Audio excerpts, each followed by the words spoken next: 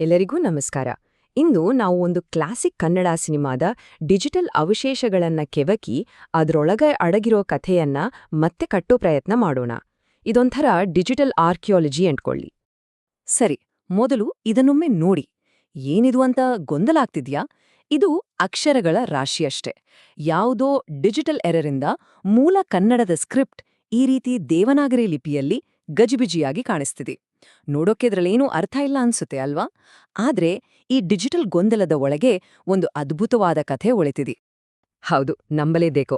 ಈ ಅರ್ಥವಿಲ್ಲದಂತೆ ಕಾಣೋ ಟೆಕ್ಸ್ಟ್ ಹಿಂದೆ ಕನ್ನಡ ಚಿತ್ರರಂಗದ ಒಂದು ಮಾಸ್ಟರ್ ಪೀಸ್ ಕಥೆ ಇದೆ. ನಮ್ಮ ಮುಂದಿರೋ ಚಾಲೆಂಜ್ ಏನಂದ್ರೆ ಈ ಗದ್ದಲದಿಂದ ಆ ಕಥೆಯನ್ನ ಹೊರತೆಗೆಯೋದು.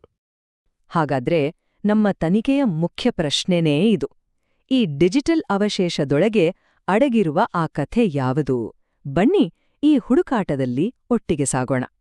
ಓಕೆ, ಹಾಗಿದ್ರೆ ನಮ್ಮ ತನಿಖೆಯನ್ನ ಶುರು ಮಾಡೋಣ. ಈ ಸಿನಿಮಾದ ಡಿಜಿಟಲ್ ಪ್ರೇತವನ್ನ ಬೆನ್ನಟ್ಟೋಕೆ ನಮ್ಮ ಹತ್ರ ಇರೋ ಮೊದಲ ಮತ್ತು ಬಹುಮುಖ್ಯ ಸುಳುವು ಅದರ ಟೈಟಲ್. ಶೀರ್ಷಿಕೆ ನೋಡಿ, ಎಷ್ಟು ಸ್ಪಷ್ಟವಾಗಿದೆ. ಭೂತಯ್ಯನ ಮಗ ಅಯ್ಯೋ. ಇದೋ ತಂದೆ ಭೂತಯ್ಯ ಮತ್ತು ಅವನ ಮಗ ಅಯ್ಯೋ, ಇವರಿಬ್ಬರ ಸಂಬಂಧವೇ ಕಥೆಯ ಕೇಂದ್ರ ಅಂತ ಮೊದಲನೇ ನೋಟದಲ್ಲೇ ಏರ್ಬಿಡುತ್ತೆ.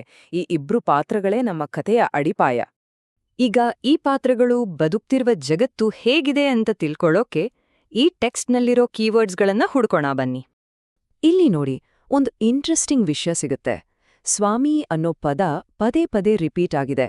ಇದರರ್ಥ ಕಥೆಯ ಕೇಂದ್ರದಲ್ಲಿ ಒಬ್ಬ ತುಂಬಾನೇ ಪವರ್ಫುಲ್, ಬಹುಶಃ ಒಬ್ಬ ಊಳಿಗಮಾನ್ಯ ದೊರೆಯಂತಹ ವ್ಯಕ್ತಿ ಇದ್ದಾನೆ ಅಂತ ಸೂಚನೆ ಸಿಗುತ್ತೆ.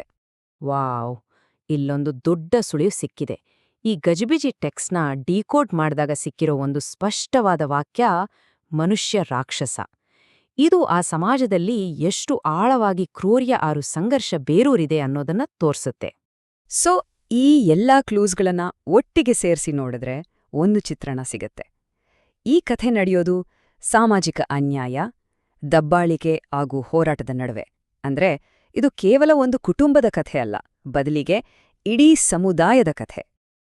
ಹಾಗಾದ್ರೆ ಸಿಕ್ಕಿರೋ ಸುಳಿವುಗಳನ್ನ ಇಟ್ಕೊಂಡು ತಂದೆಯ ಪಾತ್ರವಾದ ಭೂತಯ್ಯನ ಕ್ಯಾರೆಕ್ಟರ್ ಹೇಗಿರ್ಬಹುದು ಅಂತ ಒಂದು ಚಿತ್ರಣ ಕಟ್ಟೋಣ.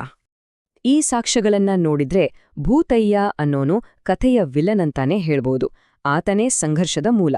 ಆತನ ಪರಂಪರೆಯನ್ನೇ ರಾಕ್ಷಸ ಅಂತ ಜನ ನೋಡ್ತಿದ್ದಾರೆ. ಅವನು ಸೃಷ್ಟಿಸಿದ ಆ ಕರಾಳ ನೆರಳಿನಿಂದ ಹೊರಬರುವುದೇ ಈ ಕಥೆಯ ಮುಖ್ಯ ತಿರುಳು. ಸರಿ, ಈಗ ನಾಣ್ಯದ ಇನ್ನೊಂದು ಮುಖ ನೋಡೋಣ. ಮಗ ಅಯ್ಯೋ, ಅವನ ಪಾತ್ರವೇನು ಈ ಕಥೆಯಲ್ಲಿ? ಇಲ್ಲಿ ತಂದೆ ಮಗನ ಪಾತ್ರಗಳ ನಡುವಿನ ವ್ಯತ್ಯಾಸ ಎದ್ದು ಕಾಣುತ್ತೆ. ಒಂದು ಕಡೆ ದಬ್ಬಾಳಿಕೆಯ ಪ್ರತೀಕವಾದ ಭೂತಯ್ಯನ ಪರಂಪರೆ, ಇನ್ನೊಂದು ಕಡೆ ಬದಲಾವಣೆ ತರಲು ಹೊರಟಿರೋ ಅಯ್ಯುವಿನ ಪಯಣ. ಇದು ಅಯ್ಯುವಿನ ಹೆಗಲ ಮೇಲಿರೋ ಭಾರವನ್ನ, ಅಂದ್ರೆ ತನ್ನ ತಂದೆಯ ಪಾಪಗಳಡಿ ಪ್ರಾಯಶ್ಚಿತ್ತ ಮಾಡ್ಕೊಳ್ಳೋ ಅವನ ಹೋರಾಟವನ್ನ ಸ್ಪಷ್ಟವಾಗಿ ತೋರಿಸುತ್ತೆ.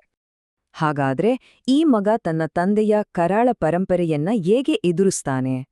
ಅವನ ಹೋರಾಟದ ಬಗ್ಗೆ ಈ ಟೆಕ್ಸ್ಟ್ ನಮ್ಗೆ ಇನ್ನಷ್ಟು ಸುಳಿವುಗಳನ್ನ ಕೊಡುತ್ತೆ. ಅಯ್ಯುವಿನ ಈ ಪಯಣವನ್ನ 4 ಹಂತಗಳಲ್ಲಿ ನೋಡಬಹುದು. ಮೊದಲನೆಯದು, ತನ್ನ ತಂದೆಯ ಕರಾಳ ಪರಂಪರೆಯನ್ನ ಧೈರ್ಯವಾಗಿ ಎದುರಿಸೋದು. ಎರಡನೆಯದು, ಆ ಹಳೆಯ ದಬ್ಬಾಳಿಕೆಯ ವ್ಯವಸ್ಥೆಯನ್ನೇ ಪ್ರಶ್ನೆ ಮಾಡೋದು. ಮೂರನೆಯದು, ನೊಂದಿರೋ ಜನರಿಗೆ ನ್ಯಾಯ ಕೊಡಿಸೋಕೆ ಹೋರಾಡೋದು. ಹಾಗೂ ಕೊನೆಯದಾಗಿ, ಎಲ್ಲರಿಗೂ ಶಾಂತಿ ತರುವಂಥ ಒಂದು ಹೊಸ ದಾರಿಯನ್ನ ನಿರ್ಮಿಸೋದು. ಇದೇ ಅವನ ಹೋರಾಟದ ಸಂಪೂರ್ಣ ಚಿತ್ರಣ. ನೋಡಿ, ಟೆಕ್ಸ್ಟಿನ ಇನ್ನೊಂದು ಭಾಗವನ್ನ ಡಿಕೋಡ್ ಮಾಡಿದಾಗ ಈ ಹೋರಾಟದ ಅಂತಿಮ ಗುರಿ ಏನು ಅಂತ ಸ್ಪಷ್ಟವಾಗುತ್ತೆ. ಇಲ್ಲಿ ಸುಖ, ಶಾಂತಿ ಅನ್ನೋ ಪದಗಳು ಸಿಕ್ಕಿವೆ. ಅಂದ್ರೆ ಅಯ್ಯುವಿನ ಹೋರಾಟ ವೈಯಕ್ತಿಕ ಅಲ್ಲ, ಅದು ಇಡೀ ಸಮುದಾಯಕ್ಕೆ ಶಾಂತಿ ಮತ್ತು ಘನತೆಯನ್ನ ತಂದುಕೊಡುವ ಒಂದು ದೊಡ್ಡ ಪ್ರಯತ್ನ. ಹೀಗೆ ಚದುರಿ ಹೋಗಿದ್ದ ಎಲ್ಲಾ ಸುಳಿವುಗಳನ್ನು ಒಟ್ಟು ಸೇರಿಸಿ ನೋಡಿದಾಗ ನಮ್ಗೆ ಸಿನಿಮಾದ ಮೂಲ ಕಥೆ ಸಿಕ್ಕಿದೆ. ಇದು ತಲೆಮಾರುಗಳ ಸಂಘರ್ಷ, ಜವಾಬ್ದಾರಿ ಮತ್ತು ವಿಮೋಚನೆಯ ಒಂದು ಅದ್ಭುತ ಕಥೆ. ಕೊನೆಯದಾಗಿ ಈ ಕ್ಲಾಸಿಕ್ ಸಿನಿಮಾ ನಮ್ಮ ಮುಂದೆ ಒಂದು ಸಾರ್ವಕಾಲಿಕ ಪ್ರಶ್ನೆಯನ್ನ ಇಡುತ್ತೆ. ತಂದೆ ತಾಯಿ ಮಾಡಿದ ಪಾಪಗಳನ್ನ ಮಕ್ಕಳ ಒಳ್ಳೆಯತನ ನಿಜವಾಗಿಯೂ ಪೂರ್ತಿಯಾಗಿ ಅಳಿಸಿ ಹಾಕೋಕೆ ಸಾಧ್ಯನಾ? ಈ ಪ್ರಶ್ನೆಯೊಂದಿಗೆ ಇವತ್ತಿನ ಈ ವಿಶ್ಲೇಷಣೆಯನ್ನ ಮುಗಿಸೋಣ.